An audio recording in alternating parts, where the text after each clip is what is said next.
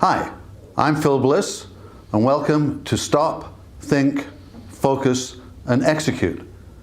Today, I'd like to introduce Vanessa Vakharia, founder of The Math Guru. So, Vanessa, why don't you give us a little bit of background about yourself?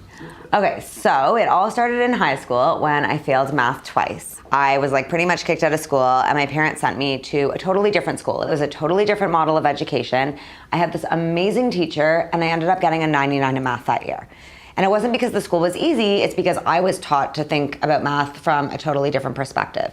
And I remember it being this crazy light bulb moment, and I was like, oh my God, I've thought I was inherently bad at something my entire life, and I've just realized that that's not true. That was your first Stop, Think, Focus, Execute moment. I guess it was. Guess it was. Sorry, I interrupted you. No, that's okay. Anyways, I ended up at teacher's college. And I ended up in the classroom doing my practicum, and I hated teaching. I'm all about mentoring, not just teaching. And really, in a classroom, there's very little opportunity for mentoring because you have 30 kids in front of you. Basically, I spent all day yelling at kids, and I'm a really bad disciplinarian. So all the kids had to sort of be like, guys, leave Miss V alone. And I was like, oh my God, this is horrible. I decided to go to India, but I needed to make money to go to India. Right. So that might have been my second Stop, Think, Focus, Execute moment, because I was like, how can I make some fast cash? I'll tutor people that I've been teaching. So I ended up tutoring, and it was the best thing ever. I sort of was like, this is where I'm meant to be. It was so rewarding to sit with kids one-on-one who really, really wanted to learn. Mm-hmm. And no point during this did I want to start a business. I was just doing what I was doing because I was making money doing it, and that was just the immediate need, and I enjoyed it. But before I know it, I'm working 40 hours a week, and I'm turning students down, which I don't want to do. But I sort of reached that glass ceiling, right? I'm working as much as I physically can. Yeah, that happens. Yeah, so that's it. That's it, yeah.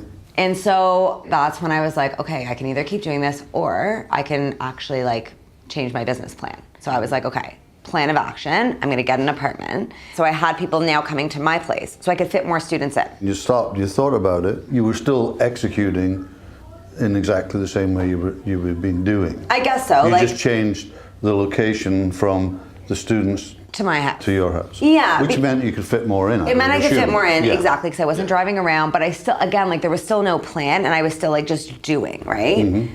So I think probably the pivotal moment came when kids were starting to ask if I tutored science as well as math, and I was like, I know fuck all about science. I don't know. No, I don't. But again, I've always been sort of entrepreneurial. As soon as that question came up, the competitive side of me was like, I don't want you going to someone else for science, because then you're going to go to them for math too, right? So I was like, all right, what if I actually create some sort of business? What if I bring on someone who can tutor science?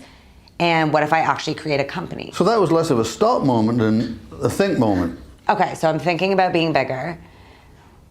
Is this focus now? Am I focusing? How do you get there? That's the focus. Okay. So how did you get there? So I thought of all the students I'd had that were really, really smart, and I decided to just email some of them and say, hey, are you interested in a part-time job? And did you have a business plan at that point? I've never had one. I sort of think a few steps ahead instead of a mile ahead. What you're really doing is, increasing volume, adding resources. Increasing volume, adding resources. Definitely. What you're really doing is staying in that and focusing and executing. You don't necessarily have to stop because you stopped earlier on. Right.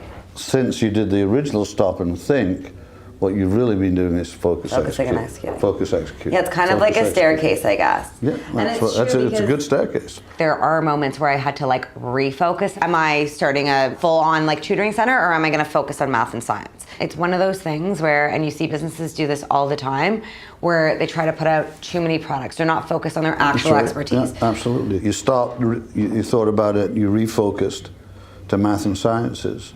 Where are you now with that refocus and executing? I would say at that point is when I actually came up with the brand The Math Guru. So that was about 7 years ago. I think it was probably 6-ish years ago. 6 years ago, okay. Excuse my math. We just needed that, guys. Okay, so I came up with The Math Guru, and I was like, focus and execute has literally been so now I'm up to 3 units and 20 tutors. Focus and execute is the business building. Yeah. By focusing and executing, you've gone from 4 to 20. Exactly. In the Math Guru brand, in a discipline that you love. And now, like, we've sort of built up that reputation for being like the math and science go-to, right? Which I couldn't have done if I had been doing all these sort of like random things. It's a pretty good stop, think, focus, execute story. Immediately you connected the tutoring to what you love. Right. Then your business zoomed ahead. That's exactly what stop, think, focus, execute is. When I meet people like you that are very successful entrepreneurs, that's the kind of leap that all of a sudden that they make. It's not just focus and execute, it's not just stop and think, it's all four things going, and then all of a sudden, boom. This feels like Dr. Phil now. I don't want to be Dr. Phil, you know, but yeah, okay, Dr. Phil is okay. He helps people all the time. He helps people all the time. He changes lives. But I didn't help you, you helped yourself by stopping, thinking, focus, and executing. So I'd like to thank you. Thanks for having me. Wonderful experiences. I'd like to thank you for watching. A great stop, think, focus, execute moment. It is a logical process, and it is a math business. So I guess they move together. Speak to you soon.